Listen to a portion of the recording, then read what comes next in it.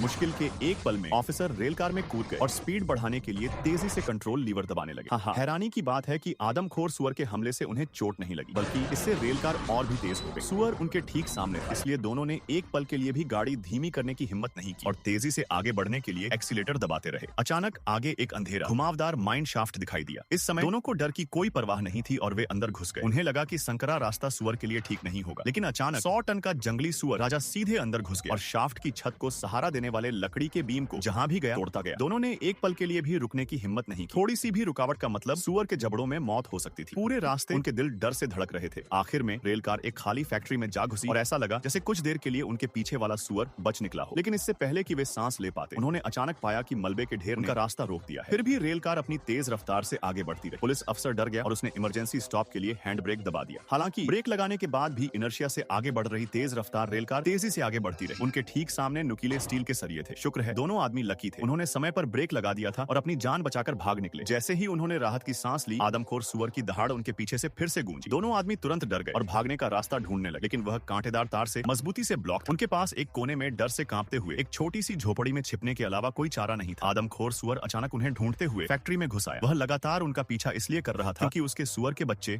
उस औरत के बैग में थे। अपनी जान की कीमत पर भी उसने अपने बच्चों को बचाने का पक्का इरादा कर लिया। अपने बच्चों की खुशबू सूंघकर सुअर चुपचाप उनके पीछे चक्कर लगाता रहा और शीशे को तोड़ता। डरे हुए आदमी जल्दी से दूसरी जगह चले गए, चुपचाप एक ड्रेनेज डिच के नीचे छिप गए। आदमखोर सुअर उनके ठीक ऊपर वाले रास्ते से चला। खारा पानी दरारों से उनके चेहरों पर टपक रहा था। दोनों ने सांस लेने की हिम्मत नहीं की। तभी बैग में बंद सुअर का बच्चा बेचैन हो गया और 2 बार गुर्राया। बस हो गया, अब उनकी जगह का पता चल गया था। सुअर अचानक मुड़ा, रास्ते के एंट्रेंस पर लगी लोहे की जाली को तोड़ दिया और उनका रास्ता रोक दिया। दोनों जल्दी से मुड़े और दूसरे छोर पर भाग गए। जिंदगी मौत की दौड़ का एक नया दौर शुरू हुआ। सुअर को करीब आते देख उन्होंने पास की सीढ़ी पकड़ी और बेचैनी से ऊपर चढ़ गए। सुअर ने उनका पीछा करते हुए नीचे तक पहुंचा और गुस्से में अपना सिर सीढ़ी से टकरा दिया। सीढ़ी वजन न सह सकी और तुरंत टूट गई। आप सभी का धन्यवाद। खुशकिस्मती से दोनों प्लेटफॉर्म टूटने से पहले ही एक ऊंचे प्लेटफॉर्म पर चढ़ गए थे और एक बार फिर मुसीबत से बच। लेकिन सुअर नीचे ही मजबूती से खड़ा रहा। नीचे जाने का मतलब पक्का मौत। कई जानलेवा हमले झेलने के बाद दोनों ने आखिरकार अपना बचाव छोड़ दिया और पहल करने का फैसला किया। इसी समय जूलियन ने एक बहुत बड़ा हाइड्रोलिक प्रेस देखा। उसने तुरंत इस इक्विपमेंट का इस्तेमाल करके आदमखोर सुअर से छुटकारा पाने के लिए एक जाल बिछाने के बारे में सोचा। खास प्लान यह था कि सुअर के बच्चे को चारा बनाकर आदमखोर सुअर को हाइड्रोलिक प्रेस के नीचे लाया जाए और फिर हाइड्रोलिक प्रेस चलाकर उसे कुचलकर मार डाला जाए। बेशक यह जिंदगी और मौत का काम पुलिस ऑफिसर के कंधों पर। दोनों ने तुरंत एक्शन लिया। इसे जल्दी से पूरा करने के लिए पुलिस ऑफिसर पाइप से नीचे खिसक गई। उसके हिप्स,